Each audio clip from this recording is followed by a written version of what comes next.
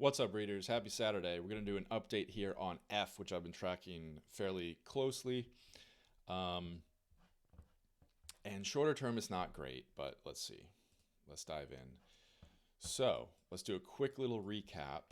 Where do we want to start? So 18 is our previous all-time high, which we broke through in that move at the end of the year. And we came back down, and I was expecting this to just be a straightforward, simple retest of that 18 level, and we would get a bounce. We did break through that level, and we went all the way down to this previous support, which was generally okay for me because there's a kind of previous strong swing support level here. And we had this candle, so this candle right here, nice strong hammer candle off that support. That's where I put my yellow box around, and I expected this to move around in the yellow box and break up and go above 18 again, and that didn't happen. So we did the opposite of that, which is not good short term, but we'll talk about that in a second. So you can see, we came back down, held this support again, got rejected. We did get a shorter term moving average rollover here, crossover, and we pushed down through on this candle. So we pushed down through that major previous support and got some support around these trend lines here. But we unfortunately came back up and rejected from this candle. So this big wick right here rejected off of that previous support in our yellow box and our moving averages. And now we have a moving average crossover with a 50-period moving average here in silver. Right, so all these things, it's okay, it's selling off, it's getting bearish. Now we've broken through and closed below those trend lines, and we're sitting at the 100-period moving average and another previous support level of 14, which, let's see, it's the halfway mark between major support levels of 10 and 18. 14 is that halfway mark. You can see we do have, it is a support and resistance level from previous years, and so we're sitting there, right? So let's go back to weekly. So we're sitting at this level, and we want to know what's actually going to happen. I was hoping this candle would close, we'd get a nice big green candle and close, back above this support or make a nice move to do so. That didn't happen, so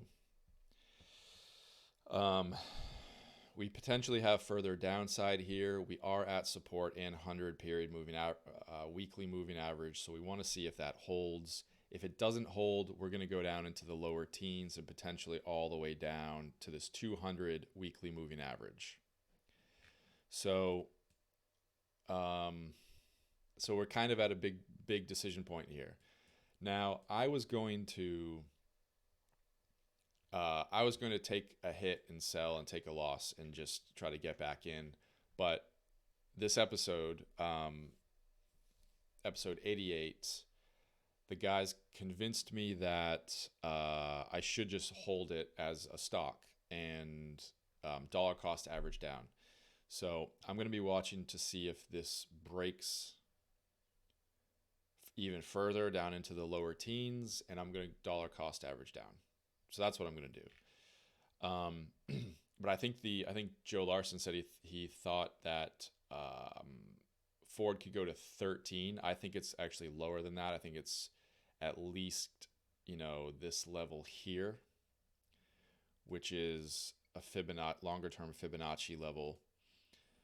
Let me clean this up a little bit. It might be a little messy for some of the new guys, but let's go up to monthly and show you what I'm talking about. All right, so I did a Fibonacci on the monthly level.